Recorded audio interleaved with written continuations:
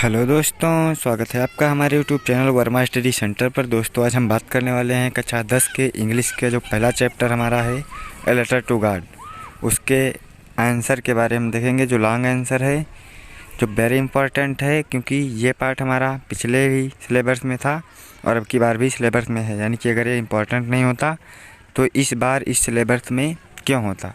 तो चलिए दोस्तों, इसको एकदम शुरू करते हैं बिना देरी करते हुए, एकदम परफेक्ट तरीके से और क्लियर समझते हैं, है ना। क्वेश्चन कुछ इस प्रकार से दिया गया होगा आपको, जैसे क्वेश्चन आपको दिख रहा भी होगा कि answer the following question to about 60 word, है ना। आपको 2 क्वेश्चन दिए जाएंगे वहाँ पे, उसमें से एक करना होगा, वो भी 60 वर्डों में, ठीक है। और इसका जो क्वेश्चन है, ये क्वेश्चन क्या कह रहा है, give the character sketch of Lencho, यानी कि लेंचो उसका जो नायक है वो कौन है, लेंचो। कह रहा है कि लेंचो का क्या कीजिए, चरित्र चित्रण कीजिए, है ना। तो इसका आंसर क्या हो जाएगा, आप लोगों ने भी पढ़ा होगा। चलिए शुरू करते हैं। Lencho is the main character of the story a letter to God, यानी कि लेंचो जो है ना, वो ए लेटर टू गॉड कहानी का क्या है, मुख्य जो है कैरेक्टर है ना। चलिए आगे क्या लिखा है, he is a very sensitive man, वो क्या है, बहुत ही भावुक आदमी है ना। सेंसिटिव मैन भावुक, मैन मीन्स आदमी, यानी कि बात बात पे बहुत ज़्यादा उदास हो जाना, उसे हम क्या कहेंगे, भावुक। अगली हम हेडिंग डालेंगे, अगले हेडिंग डालेंगे ए पुअर मैन, यानी कि क्या है, एक गरीब आदमी था, है ना। तो क्या इसको पढ़ेंगे, Lencho was a poor farmer, यानी कि लेंचो क्या था, गरीब किसान था। He was a hard worker, वो एक क्या था, परिश्रमी किसान था, परिश्रम करने वाला, है ना, बहुत ज़्यादा मेहनत करने वाला। फिर क्या लिखा है, ही वर्केड लाइक ए बुल, और वो क्या करता था, कार्य करता था लाइक की तरह, ए बुल एक सांड की तरह कार्य करता था, है ना। लेंचो जो कार्य करता था, सांड की तरह कार्य करता था।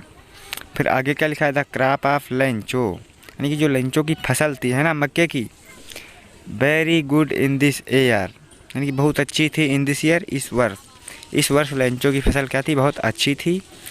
बट 1 ईयर, लेकिन एक वर्ष क्या हुआ, द हिल स्टोन, यानी कि जो बर्फ़ के कण होते हैं, यानी कि पत्थर, है ना, रेनेड बरसे, the crop of Lencho, Lencho की फसल पे, लेकिन एक वर्ष क्या हुआ कि लेंचो की फसल पे पत्थर बरसे। करेक्ट, यहाँ तक समझ में आया।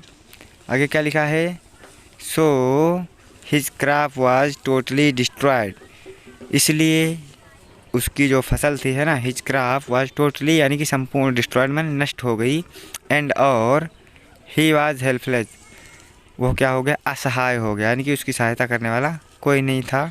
एंड सैड, और वो क्या हो गया, ये सब मतलब सुन करके नहीं, ये सब देख करके, मतलब ये देख करके लेंचो क्या हो गया, असहाय और दुखी हो गया।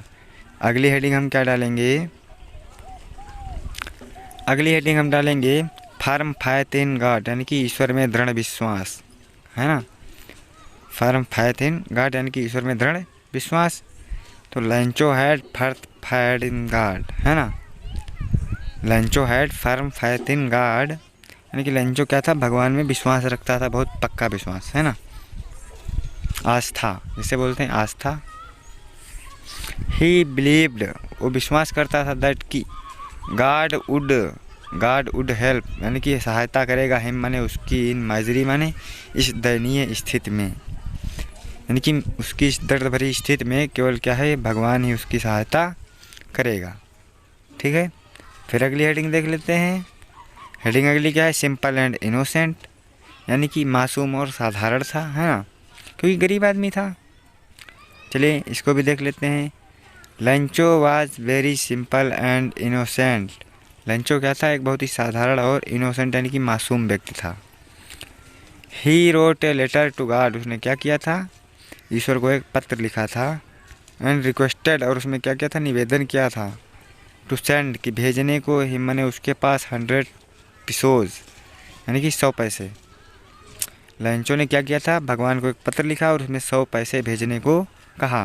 बिकॉज, क्योंकि ही डिड नॉट नो, वह नहीं जानता था कि इट वॉज इम्पॉसिबल, कि यह क्या था, असंभव था, है ना। इस प्रकार से क्या होगा, आपका जो लॉन्ग आंसर है समाप्त हो जाएगा। और आप इसमें और बढ़ा करके भी लिख सकते हैं, क्योंकि एक कहानी है, इसमें चाहे जितना बढ़ा करके लिखेंगे उतना ही सही रहेगा।